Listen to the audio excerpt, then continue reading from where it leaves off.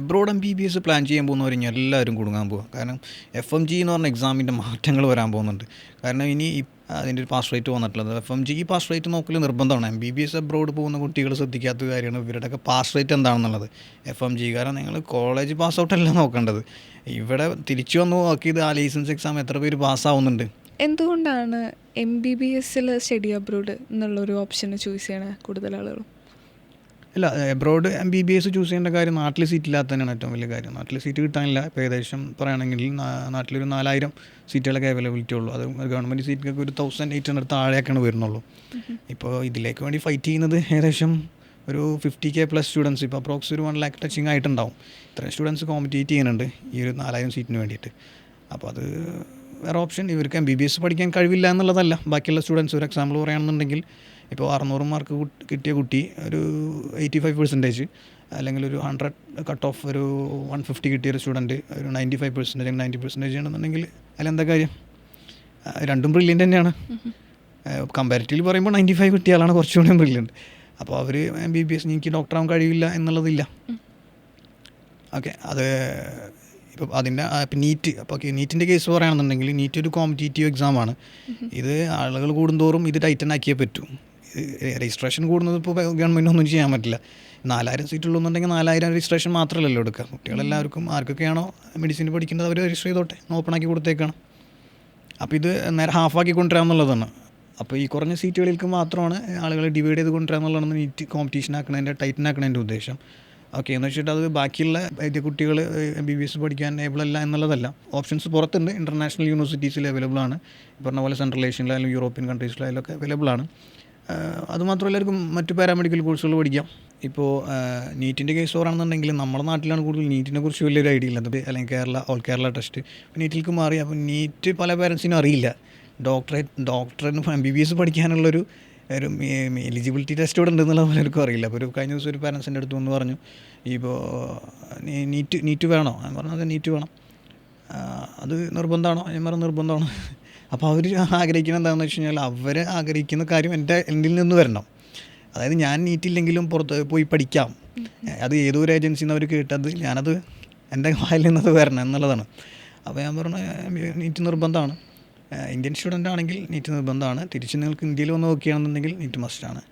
അപ്പോൾ മറ്റു ഏജൻസികളൊക്കെ പറഞ്ഞല്ലോ കുഴപ്പമില്ല എന്നുള്ളത് പറഞ്ഞു. അത് ഉണ്ടായിരിക്കാം, പക്ഷേ ഇതാണ് യാഥാർത്ഥ്യം. ഇത് പറഞ്ഞേ പറ്റൂ, ഇത് എക്സാം എഴുതിയേ പറ്റൂ. പല ഏജൻസികളും അങ്ങനത്തെ കുറച്ച് അഷുറൻസ് ഒരു മൈഗ്രേറ്റ് ചെയ്യാൻ പോകുന്ന ഒരു സ്റ്റുഡൻറ്റിനുണ്ട്.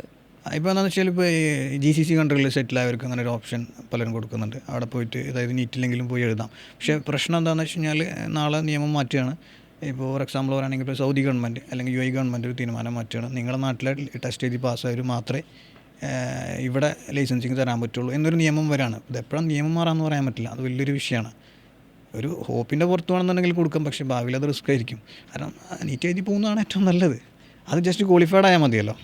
ക്വാളിഫൈഡ് ആയാൽ മതി. ഇപ്പോൾ പുറത്ത് പോയി പഠിക്കുന്നതിനെ പറ്റിയാണ് ഞാൻ പറയുന്നത്. പുറത്ത് പോയിട്ട് പഠിക്കണമെന്നുണ്ടെങ്കിൽ നീറ്റ് ക്വാളിഫൈഡ് ആയാൽ മതി. നീറ്റ് ജസ്റ്റ് ക്വാളിഫൈഡ് ആയാൽ മതി. ഓക്കെ, പിന്നെ 100% പാസ് റേറ്റ് ഉണ്ടെന്നൊക്കെ പറയുന്നുണ്ട് ഇപ്പോൾ അബ്രോഡ്. എവിടെയോ ചില കുറച്ച് ഏജൻസികൾ അങ്ങനത്തെ ഒരു അഷുറൻസ് നമ്മുടെ സ്റ്റുഡൻസിന് കൊടുക്കുന്നതായിട്ട്. അല്ല, pass rate degree MBBS program success rate ഉണ്ടാവും. പക്ഷേ ഇത് MBBS പാസ്സാവുക എന്നുള്ളതല്ല. ഇവിടെ തിരിച്ചു വന്നിട്ട് ഒരു FMG എന്ന് പറഞ്ഞ എക്സാം ഉണ്ട്. അതിപ്പോൾ ഇനി നെക്സ്റ്റിലേക്ക് ആവാൻ പോവാണ്. നെക്സ്റ്റ് എന്ന് പറഞ്ഞ എക്സാമിലേക്ക് മാറാമാണ്. ഈ പാസ് റേറ്റാണ് നോക്കേണ്ടത്. ഡിഗ്രി പാസ്സാവാൻ പല വഴികളുണ്ട്. ഇപ്പോൾ അവിടെ ക്യാഷ് കൊടുത്തിട്ട് വരെ ചെയ്യുന്ന പരിപാടികളുണ്ട്. പക്ഷേ അതുണ്ടാവും, അത് 100% സക്സസ് റേറ്റ് പറയുന്നുണ്ടാവാം. പക്ഷേ തിരിച്ചിവിടെ വന്നിട്ടുള്ള FMGE foreign medical exam licensing exam പാസ്സാവണം എന്നുള്ളതാണ്. അത് 26% ഏറ്റവും ഹയസ്റ്റ് ആയിട്ട് റേറ്റ് വന്നിട്ടുള്ളത്. ശരിക്കും FMGE കൊണ്ട് ഉദ്ദേശിക്കുന്നത് എന്താണ്? FMGE എന്ന് പറഞ്ഞാൽ ഫോറിൻ മെഡിക്കൽ ഗ്രാജുവേറ്റ് എക്സാം. അതായത് ഇന്ത്യയിൽ നിന്നൊരു സ്റ്റുഡൻറ്റ് പോയി കഴിഞ്ഞാൽ തിരിച്ചിവിടെ വന്ന് എക്സാം എഴുതണം. ഇതൊരു കൺവേർഷൻ എക്സാമാണ്. അത് തിരിച്ച് ഇവിടെ ഒന്ന് എഴുതിയേ പറ്റൂ, എന്നാലാണ് ലൈസൻസ് കിട്ടുള്ളൂ. ഇവിടെ വർക്ക് ചെയ്യാനുള്ള എലിജിബിലിറ്റിയാണത്. ഓക്കെ, അതില്ലാതെ വർക്ക് ചെയ്യുന്ന മുമ്പ് പലരും ഉണ്ടായിട്ടുണ്ടെങ്കിലും FMGE ഇപ്പോൾ നിർബന്ധമാണ്. അതാണ് നാഷണൽ മെഡിക്കൽ കമ്മീഷൻ്റെ റൂള്. ഓക്കെ, ഇതിനൊക്കെ ഒരു ഗൈഡ് ലൈൻ ഉണ്ട്. FMGE പാസ് അവർ FMGs എന്നാണ് പൊതുവെ പറയാം. ഓക്കെ, ഇപ്പോൾ FMGയിൽ ചില മാറ്റങ്ങൾ ഇപ്പോൾ വരാൻ പോകുന്നുണ്ട്. ഇപ്പോൾ നേരത്തെ സുഹൈൽ പറഞ്ഞു FMGEയുടെ ഗൈഡ് ലൈൻസ് ഒക്കെ കുറച്ചും കൂടി സ്ട്രിക്റ്റ് ആയിക്കൊണ്ടിരിക്കുകയാണെന്ന്. അപ്പം ഒരു MBBS അബ്രോഡ് പ്ലാൻ ചെയ്യുന്ന ഒരു സ്റ്റുഡൻറ്റിന് അവരുടെ ഫ്യൂച്ചർ എന്താ ശരിക്കും? എബ്രോഡ് MBBS പ്ലാൻ ചെയ്യാൻ പോകുന്നവർ ഇനി എല്ലാവരും കുടുങ്ങാൻ പോകുക. കാരണം FMG എന്ന് പറഞ്ഞ എക്സാമിൻ്റെ മാറ്റങ്ങൾ വരാൻ പോകുന്നുണ്ട്. കാരണം ഇനി ഇപ്പോൾ തന്നെ 2024 ലിസ്റ്റ് എനിക്കൊരു ലിസ്റ്റ് കിട്ടിയിരുന്നു. അപ്പോൾ അതിൽ എനിക്ക് കാണാൻ കഴിഞ്ഞ ഏകദേശം ഔട്ട് ചെയ്തിട്ടുണ്ട് അതിൻ്റെ റിസൾട്ട് പബ്ലിക്കലി 26% ആണ് അതിൻ്റെ ഒരു പാസ് റേറ്റ് വന്നിട്ടുള്ളത്. FMG പാസ് റേറ്റ് നോക്കൽ നിർബന്ധമാണ്. MBBS എബ്രോഡ് പോകുന്ന കുട്ടികൾ ശ്രദ്ധിക്കാത്ത കാര്യമാണ് ഇവരുടെയൊക്കെ പാസ് റേറ്റ് എന്താണെന്നുള്ളത്. FMG കാരണം നിങ്ങൾ കോളേജ് പാസ് ഔട്ടല്ല നോക്കേണ്ടത്, ഇവിടെ തിരിച്ചു വന്ന് നോക്കിയത് ആ ലൈസൻസ് എക്സാം എത്ര പേര് പാസ്സാവുന്നുണ്ട്, ഈ ഫോറിൻ മെഡിക്കൽ ഗ്രാജുവേഷൻ എക്സാം എത്ര പേര് പാസ്സാവുന്നുള്ള പാസ് റേറ്റ് എടുക്കണം. ഇപ്പോൾ 26% നിൽക്കുന്ന സമയത്താണ് ഇനി ഈ ഒരു ടെസ്റ്റ് വേറെ ഒരു മാറ്റങ്ങൾ വരാൻ പോകുന്നത്. പിന്നെ ഈ സ്ക്രീനിങ് ടെസ്റ്റിലേക്കും വരാൻ പോകുന്നത്. അതായത് നെക്സ്റ്റ് എക്സാം ഇനി ക്ലിനിക്കൽ സൈഡായിരിക്കും, റിട്ടൺ പ്ലസ് ക്ലിനിക്കൽ, ഇനി വൈവേ കൂടെ ഉണ്ടാവും. അപ്പോൾ ഇനി കാര്യമായിട്ട് തന്നെ കൺട്രോൾ ചെയ്യാനാണ് പോകുന്നത് എക്സാമിൻ്റെ കേസിൽ. അപ്പോൾ ഇനി തിരിച്ചു വന്ന് വർക്ക് ചെയ്യുന്നവർക്ക്, തിരിച്ചു വന്ന് എക്സാം എഴുതുന്നവർക്ക് ഇനി അതിനേക്കാൾ കുറയാനാണ് ചാൻസ് കൂടുതൽ.